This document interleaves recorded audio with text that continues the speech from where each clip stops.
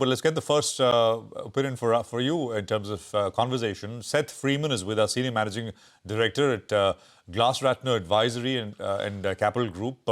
Seth, good to have you back on the program. Thank you for your time.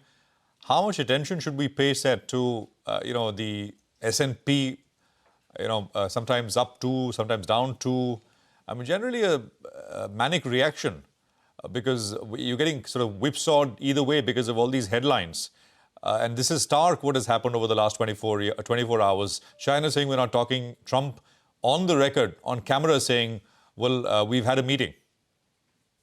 A lot of contradictions, and you're absolutely right. We've got these big downswings, 2 to 3%.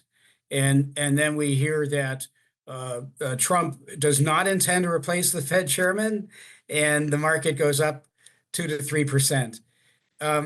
It's all part and parcel of this real uncertainty that we have here.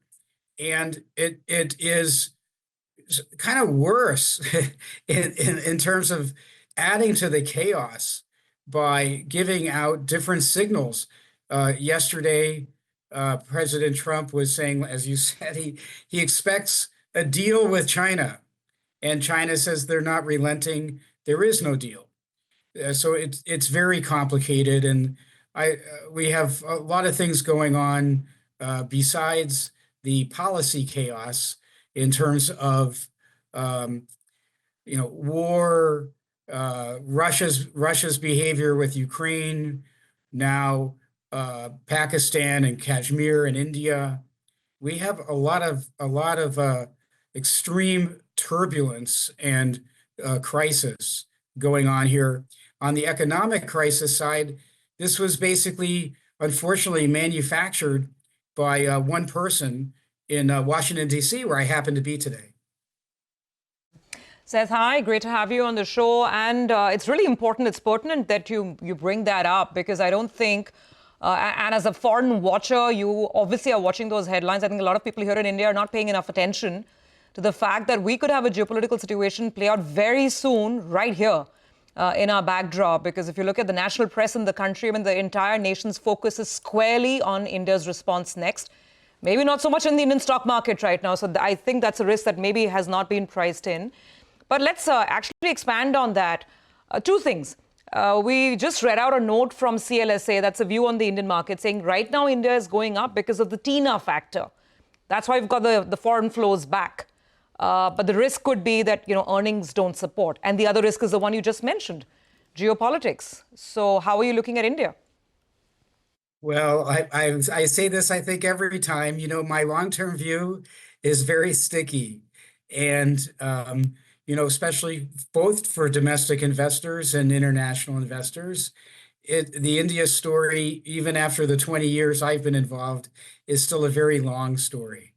That said, things don't go in a straight line, as we know.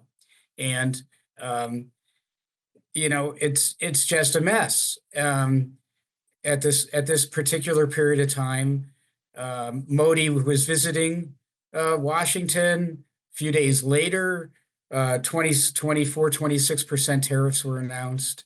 There's been a lot of news sort of educating U.S. consumers about India's 100% plus duty on foreign automobiles. But I think that in the midterm, late near term to midterm, India is going to be a beneficiary in kind of a nice little jump because of the geopolitical issues with China. And to the extent that there are manufacturers and exporters from India that can take the place of Chinese goods, there's a real opportunity there. Hi, Seth. Good morning from here in India. If I heard that right, I think you're in Washington, right? I am. I'm in Washington, D.C. There are the World Bank meetings, but I'm actually, very active in corporate restructuring and distressed. And there's a major bankruptcy attorney conference here in Washington. I'm attending. It's a lot for staying up for us, Seth. Since you're where all the action is at, tell us what kind of feedback are you receiving? On ground, how's the U.S. economy doing? We're getting very, very mixed signals out here, reading from what data comes up. And also, what's the feedback with regard to India? We hear the feedback we get is that the globe believes that India will emerge stronger, post this entire trade tariff scenario playing out. Is that the feedback you're getting on ground as well? Higher amount of interest for India? I think that the news is biased positive towards India. It's still very interesting. There is not as much what I would call kind of mainstream following of India, the Indian economy. Now, most Americans have been touched by the IT sector in India, but many U.S.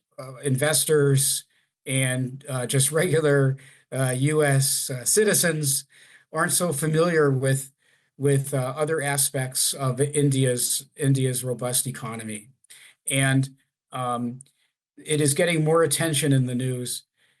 The situation here is very complicated, partly because we have sustained high mortgage rates compared to during COVID, when they were very, very low. And during COVID, housing prices went up quite abruptly. The U.S. is a major consumer economy, and consumer debt levels are at a very high rate. And also the credit card users are experiencing a lot higher default rates. So there's not as much open to buy as in previous, just the last 2 or 3 years. During COVID, a lot of Americans stayed home. They weren't spending as much money on commuting and so forth. So people were buying a lot of stuff, and that's really come to a halt. In our restructuring practice, we're seeing many kinds of businesses that flourished during COVID really having a difficult time because they geared up.